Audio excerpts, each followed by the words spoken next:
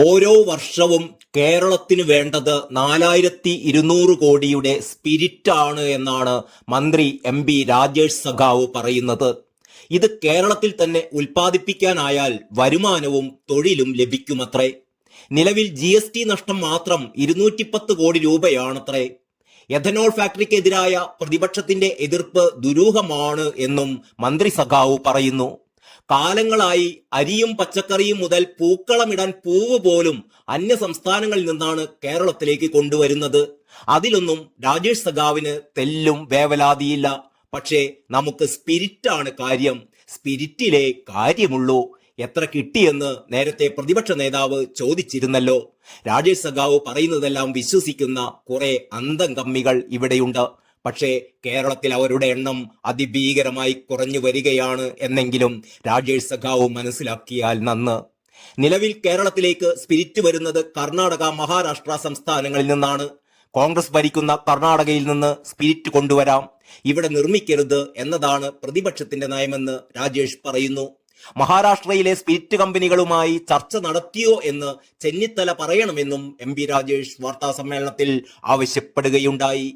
Ethanol നിർമ്മാണ യൂണിറ്റിന് അനുമതി നൽകിയത് ചർച്ചയില്ലാതെയും വ്യവസ്ഥകൾ പാലിക്കാതെയുമാണ് എന്ന പ്രതിപക്ഷ ആരോപണം തെറ്റാണെന്ന് രാജേഷ് സഖാവ് പറയുന്നു. പ്രതിപക്ഷ നേതാവ് VD സതീശൻ രഹസ്യരേഖ എന്ന പേരിൽ പുറത്തുവിട്ടത് 16-ന് ചേർന്ന മന്ത്രിസഭാ യോഗത്തിന്റെ കുറിപ്പാണത്രേ. 13 ദിവസം മുമ്പ് സർക്കാർ വെബ്സൈറ്റിൽ അപ്ലോഡ് ചെയ്ത മന്ത്രിസഭാ യോഗത്തിന്റെ കുറിപ്പ് എങ്ങനെയാണ് രഹസ്യരേഖയാവുന്നതെന്നും മന്ത്രി രാജേഷ് സഖാവ് ചോദിക്കുന്നു.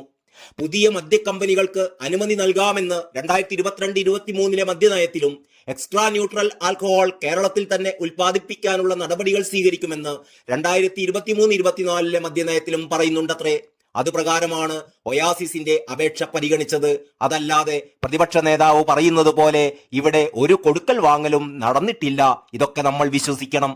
അതായത് ഇതൊക്കെ മുന്നേ കൂട്ടിയുള്ള തയ്യാറെടുപ്പുകളുടെ ഭാഗമാണ് എന്നുകൂടിയാണ് രാജേഷ് സഖാവ് പറയുന്നത്. എഥനോൾ യൂണിറ്റ് തുടങ്ങാനായി 2023 നവംബർ 30-നാണ് എക്സൈസ് സർക്കിൾ ഇൻസ്പെക്ടർക്ക് അപേക്ഷ നൽകിയത്. തുടർന്ന് 10 ഘട്ട പരിശോധനയ്ക്ക് ശേഷമാണത്രേ പ്രാരംഭ അനുമതി നൽകിയത്.